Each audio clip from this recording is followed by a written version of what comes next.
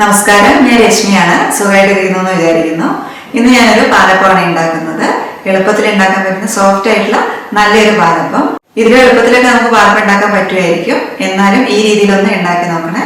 നമുക്ക് നല്ല സോഫ്റ്റ് ആയിട്ടുള്ള നല്ല രുചികരമായിട്ടുള്ള പാലപ്പം തന്നെ കിട്ടും. അപ്പൊ നമുക്ക് എളുപ്പത്തിൽ എങ്ങനെയാണ് നല്ലൊരു പാലപ്പം തയ്യാറാക്കാമെന്ന് കണ്ടു നോക്കിയിട്ട് വരാം. അതിന് വേണ്ടിയിട്ട് ഞാൻ പച്ചരിയാണ് എടുക്കുന്നത്. നമുക്കൊരു 1.5 കപ്പ് പച്ചരി എടുക്കാം. 325 ഗ്രാം ഉണ്ട്. ഇതൊന്ന് നന്നായിട്ട് കഴുകി വൃത്തിയാക്കി എടുക്കുക. കഴുകി വൃത്തിയാക്കിയിട്ട് നമുക്ക് കുതിരാനിട്ട് വെക്കാം കേട്ടോ. 3-4 പ്രാവശ്യം നന്നായിട്ട് കഴുകിയിട്ട് അതിൽ വെള്ളമൊക്കെ കളഞ്ഞിട്ട് നല്ല വെള്ളം ഒഴിച്ചു വെക്കാം. ഇത് 6 മണിക്കൂർ കുതിർത്തി വെച്ച പച്ചരിയാണ്. ഇനി ഇതിലെ വെള്ളമൊക്കെ കളഞ്ഞിട്ട് നമുക്ക് അരച്ചെടുക്കാം. വെള്ളം കളഞ്ഞെടുത്തിരിക്കുന്ന പച്ചരി നമുക്ക് ജാറിലേക്ക് ഇട്ട് കൊടുക്കാം. മിക്സിന്റെ വലിയ ജാറിലേക്ക് ഇട്ട് കൊടുക്കാം. മുഴുവൻ അരി ഇടുന്നുണ്ട്. ഇനി ഇതിലേക്ക് കുറച്ച് വെള്ളം ഒന്ന് ഒഴിച്ചിട്ട് നമുക്ക് അരച്ചെടുക്കാം. ഒരു 1/2 കപ്പ് വെള്ളം ഒഴിച്ചു കൊടുക്കാം.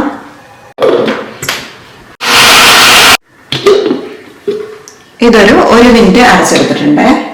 ഇത് കണ്ടില്ലേ, ചെറിയ തരിയോട് കൂടിയിട്ടാണ് അരച്ചെടുത്തിട്ടുള്ളത്. നല്ല ഫൈനായിട്ട് സ്മൂത്ത് ആയിട്ട് അരച്ചിട്ടില്ല. ഇത് നമുക്കൊരു 2 ടേബിൾ സ്പൂൺ മാവ് എടുത്തിട്ടൊന്ന് കപ്പി കാച്ചിയെടുക്കാം. നമ്മളിപ്പോൾ അരച്ചു വെച്ചിരിക്കുന്നതിന് 2 ടേബിൾ സ്പൂൺ മാവ് ഒരു പാനിലേക്ക് ഒഴിച്ചു കൊടുക്കാം. ഇതിലേക്ക് ഒരു 1/4 കപ്പ് വെള്ളം ഒഴിച്ചു കൊടുക്കുന്നുണ്ട്. എന്നിട്ട് ഇത് നല്ലോണം ഒന്ന് മിക്സ് ചെയ്ത് കൊടുക്കാം. ആദ്യം നല്ലോണം ഒന്ന് മിക്സ് ചെയ്തു. മിക്സ് ചെയ്തതിന് ശേഷം ഫ്ലെയിം ഓൺ ആക്കി കൊടുക്കാം. ഇനി ഇതൊന്ന് ഇളക്കി കുറുക്കിയെടുക്കാം. നമ്മൾ ഈ കപ്പിയാച്ചി ഒഴിക്കുന്നതിന് പകരം വേവിച്ച് വെച്ചിരിക്കുന്ന ചോറും കൂടെ ചേർത്തിട്ട് അരച്ചാലും മതി. ഇതിന് പകരമായിട്ട് തീ കുറച്ച് വെച്ചതിന് ശേഷം നന്നായിട്ട് ഇളക്കി കുറുക്കിയെടുക്കാം. അരിപ്പൊടി പെട്ടെന്ന് തന്നെ കട്ട പിടിച്ചു പോകും. അതുകൊണ്ട് ലോ ഫ്ലെയിമിലേക്ക് വെച്ചാൽ മതി. ഒന്ന് കുറുകി തുടങ്ങുമ്പോൾ നമുക്ക് ഫ്ലെയിം ഓഫ് ആക്കി കൊടുക്കാം. ഇത് കൈയെടുക്കാതെ അങ്ങ് ഇളക്കി കൊടുക്കണേ, അതല്ലെങ്കിൽ മാവ് വേഗം കട്ട പിടിക്കും. ഈ ഒരു പാകത്തിന് കുറുകി കഴിയുമ്പോൾ ഫ്ലെയിം ഓഫ് ചെയ്ത് കൊടുക്കാം. ഇനി ഇത് നല്ലോണം തണുക്കട്ടെ. തണുത്ത് കഴിയുമ്പോൾ നമുക്ക് അരിയുടെ കൂടെ തേങ്ങയൊക്കെ കൂട്ടിയിട്ട് അങ്ങ് അരച്ചെടുക്കാം. നമ്മളിപ്പോൾ അരച്ചു വെച്ചിരിക്കുന്ന മാവിൽ നിന്ന് 2 ടേബിൾ സ്പൂൺ മാവ് എടുത്തിട്ട് കപ്പി അരച്ചു വെച്ചു. ബാക്കിയുള്ള മാവിലേക്കൊരു 1/4 കപ്പ് തേങ്ങ ചിരകിയത് ചേർത്ത് കൊടുക്കാം. നമ്മളെടുത്ത അരിന്റെ പകുതി തേങ്ങ ചേർത്തു കേട്ടോ. തേങ്ങയ്ക്ക് പകരം തേങ്ങാപ്പാൽ ചേർത്തിട്ടും പാലപ്പം ഉണ്ടാക്കിയെടുക്കാം. രണ്ടിനും രുചിയിൽ ചെറിയ വ്യത്യാസങ്ങളുണ്ട്. ഇപ്പൊ ഞാൻ ചെയ്യുന്നത് തേങ്ങ അരച്ചിട്ടുള്ള പാലപ്പമാണ്. ഇതിലേക്ക് ഒരു 5 ടേബിൾ സ്പൂൺ പഞ്ചസാര ചേർത്ത് കൊടുക്കാം. അതുപോലെ ഒരു 1/4 ടീസ്പൂൺ ഉപ്പും കൂടെ ചേർക്കുന്നുണ്ട്.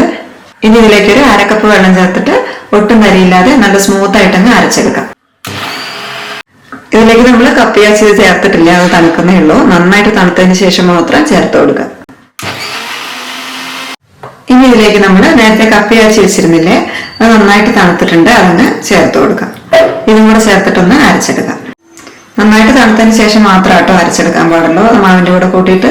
അതുപോലെ നമ്മളിതിൽ ചേർത്തിരിക്കുന്ന പഞ്ചസാരയുടെ അളവ് നമ്മുടെ ഇഷ്ടത്തിനനുസരിച്ച് കൂട്ടും കുറയ്ക്കുകയൊക്കെ ചെയ്യാം കേട്ടോ. ഒട്ടും ചേർക്കാതിരിക്കരുത്, കുറച്ചെങ്കിലും ചേർക്കണേ. മാവ് നന്നായിട്ട് പൊങ്ങി വരാൻ അവസാനമായിട്ടൊരു 1/4 ടീസ്പൂൺ ഇൻസ്റ്റന്റ് ഈസ്റ്റും കൂടെ ചേർത്ത് കൊടുക്കാം. ഇതൊന്നങ്ങ് മിക്സ് ചെയ്തെടുക്കാം. മാവ് നന്നായിട്ട് അരഞ്ഞു തന്നെയാണ്, എന്നാലും നമ്മളിപ്പോ കപ്പിയാച്ചി ചെയ്ത ഈസ്റ്റും കൂടെ ചേർത്തിട്ടില്ലേ, അതും കൂടി ഒന്നങ്ങ് മിക്സ് ആക്കി എടുക്കാം. ഒന്നങ്ങ് അടിച്ചെടുത്തിട്ടുണ്ട്. ഇപ്പൊ പാലപ്പത്തിനുള്ള മാവ് ഇവിടെ റെഡി ആയിട്ടുണ്ട്. ഇനി മാവ് പൊങ്ങാൻ വേണ്ടിയിട്ട് അത്യാവശ്യം വലിപ്പമുള്ള ഒരു പാത്രത്തിലേക്ക് ഒഴിച്ചു വെക്കുക. മാവ് പൊങ്ങി വരിക. നന്നായിട്ട് പൊങ്ങി വരുന്ന സമയത്ത് പാത്രത്തിന് കവിഞ്ഞ് പുറത്തു പോകാൻ പാടില്ല. അതുകൊണ്ട് അത്യാവശ്യം വലിയ പാത്രം തന്നെ വെക്കണം. ഇതിലേക്ക് നമ്മൾ ഈസ്റ്റ് ചേർത്തതാണ്, എന്നാലും വേണമെങ്കിൽ ഒന്ന് കൈ കൊണ്ടൊന്ന് മിക്സ് ചെയ്ത് വെക്കുകയാണെങ്കിൽ പെട്ടെന്ന് തന്നെ പുളിച്ചു വന്നോളും. മാവ് കണ്ടില്ലേ, ഈ ഒരു അളവാണ്. നമ്മൾ വെള്ളയപ്പത്തിന് അരയ്ക്കുന്നതിന്റെ അത്രയും ടൈറ്റ് ആയിട്ട് അരയ്ക്കണ്ട. പാലപ്പത്തിന് കുറച്ച് ലൂസായിട്ടുള്ള മാവ് മതി വെള്ളയപ്പത്തിനേക്കാളും. നമ്മൾ കപ്പി കാച്ചുന്നതിന്റെയൊക്കെ വ്യത്യാസത്തിനനുസരിച്ച് ചേർക്കുന്ന വെള്ളത്തിന്റെ അളവിലും ചെറിയ വ്യത്യാസങ്ങൾ ഉണ്ടാവേ. 1-2 ടേബിൾ സ്പൂൺ വെള്ളത്തിന്റെയൊക്കെ വ്യത്യാസം. അരച്ചു വരുമ്പോൾ ഈ ഒരു പാകത്തിന് മതിയാകും. കപ്പി കാച്ചിയത് ടൈറ്റായി പോയിട്ടുണ്ടെങ്കിൽ വേണമെങ്കിൽ ഒരു 1/4 കപ്പിന്റെ പകുതി വെള്ളം കൂടെ ചേർത്തിട്ട് അരച്ചോ കേട്ടോ. അപ്പൊ മാവ് നന്നായിട്ട് ലൂസായി കിട്ടിക്കോളും. ഇനി അടച്ചു വെച്ചിട്ട് ഒരു 8 മണിക്കൂർ വരെയൊക്കെ ഫെർമെന്റ് ചെയ്യാനായിട്ട് മാറ്റി വെക്കാം. അടച്ചു വെക്കുന്ന സമയത്തും പരന്ന പ്ലേറ്റ് വെക്കാതെ ഇതേപോലെ ഉള്ളിലേക്ക് കുഴിയുള്ള പാത്രം വെക്കുവാണെങ്കിൽ മാവ് പൊങ്ങി വന്നാൽ അടുപ്പിൽ തട്ടിയിട്ട് താന്നു പോകാതിരിക്കും. അടച്ചു വെക്കാൻ ഇതങ്ങ് പുളിച്ചു വരട്ടെ. മാവ് പുളിക്കാൻ വെച്ചിട്ട് ഇപ്പോൾ ഒരു 5 മണിക്കൂർ കഴിഞ്ഞിട്ടുണ്ട്. നന്നായിട്ട് പുളിച്ചു പൊങ്ങി വന്നിട്ടുണ്ട്. ഇനി നമുക്ക് അപ്പം ഉണ്ടാക്കിയെടുക്കാം. ഇത് ഇളക്കി കൊടുക്കേണ്ട ആവശ്യമില്ല കേട്ടോ. നമ്മൾ ഉപ്പ് ആദ്യം ചേർത്തിട്ടുള്ളതാണല്ലോ, ഇനി ഇളക്കേണ്ട ആവശ്യമില്ല. മുകളിൽ നിന്ന് പതുക്കെ ഈ പത മാത്രമേ കോരിയെടുത്തിട്ട് അപ്പം ഉണ്ടാക്കാം. മാവ് മുഴുവൻ ഇതുപോലെ പതച്ച് കുമ്പളയായി പൊന്തിയിരിക്കുന്നതാണ്. അതുകൊണ്ട് നമ്മൾ പ്രത്യേകിച്ച് ഇളക്കേണ്ട ആവശ്യമൊന്നുമില്ല. അവസാനത്തെ അപ്പം ചുടുന്നവരെ നമുക്ക് ഇതേപോലെ തന്നെ മാവ് കോരിയെടുക്കാൻ പറ്റും.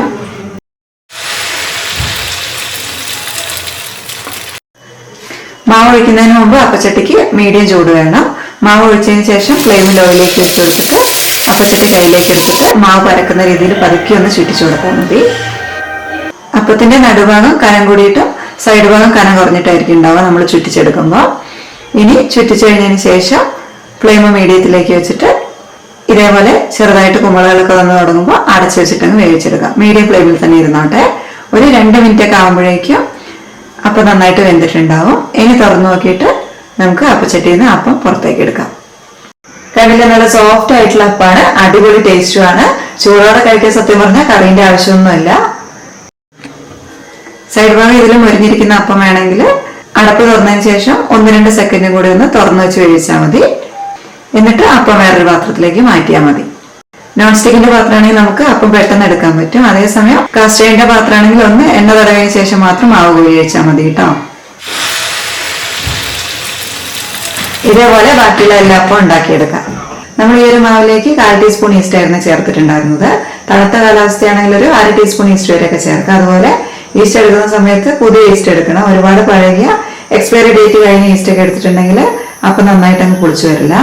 അതുപോലെ മാവ് കൂടുതലായിട്ട് പുളിച്ചു പോയിട്ടുണ്ടെങ്കിൽ നമ്മൾ ചേർക്കുന്ന ഉപ്പിന്റെ അളവിലൊക്കെ ചെറിയ വ്യത്യാസങ്ങളൊക്കെ ഉണ്ടാവുക. അപ്പൊ അതൊന്ന് നോക്കിയിട്ട് ചെയ്യാം. പാത്രത്തിലുള്ള അവസാനം വരെ മാവും കൂടെ കോരി ഒഴിച്ചു. ഇത് കണ്ടില്ലേ, നേരത്തെ പറഞ്ഞ പോലെ അവസാനം വരെ ഒഴിക്കുന്നത് വരെ മാവ് നന്നായിട്ട് പതഞ്ഞ് കോമളയായിട്ടിരിക്കുന്നുണ്ട്. അപ്പൊ നമ്മൾ ഇളക്കിയില്ലെങ്കിലും കുഴപ്പമില്ല, അപ്പൊ നന്നായിട്ട് തന്നെ കിട്ടുന്നുണ്ട്. ഇതേപോലെ മാവ് ഇളക്കാതെ കോരി ഒഴിക്കുകയാണെങ്കിൽ നല്ല സോഫ്റ്റ് ആയിട്ടുള്ള അപ്പം നമുക്ക് ഉണ്ടാക്കിയെടുക്കാൻ പറ്റും. ഈ ഒരു അളവിൽ അരി ഇടുകയാണെങ്കിൽ നമുക്കൊരു 12-13 അപ്പം വരെയൊക്കെ ഉണ്ടാക്കാം. ഇത് നമുക്ക് ചിക്കൻ സ്റ്റൂ അതല്ലെങ്കിൽ മട്ടൺ സ്റ്റൂവോ മുട്ടക്കറിയൊക്കെ കൂട്ടിയിട്ട് കഴിക്കാം. ഇറച്ചി കഴിക്കാത്തവരാണെങ്കിൽ വെജിറ്റബിൾ സ്റ്റൂ കൂട്ടിയിട്ടും കഴിക്കാം. അപ്പൊ ഈ ഒരു പാലപ്പത്തിന്റെ റെസിപ്പി എല്ലാവർക്കും ഇഷ്ടപ്പെട്ടു എന്ന് വിചാരിക്കുന്നു. ഇഷ്ടമാണെങ്കിൽ നിങ്ങളുടെ അഭിപ്രായം ഒന്ന് താഴെ എഴുതണം. നമ്മുടെ ചാനൽ ആദ്യമായിട്ടാണ് കാണുന്നതെങ്കിൽ ഒന്ന് സബ്സ്ക്രൈബ് ചെയ്തിട്ട് സപ്പോർട്ടും കൂടെ ചെയ്യണേ. അപ്പൊ ഇതേപോലെയുള്ള നല്ല റെസിപ്പീസുമായിട്ട് വീണ്ടും കാണുന്നവരെ നന്ദി, നമസ്കാരം.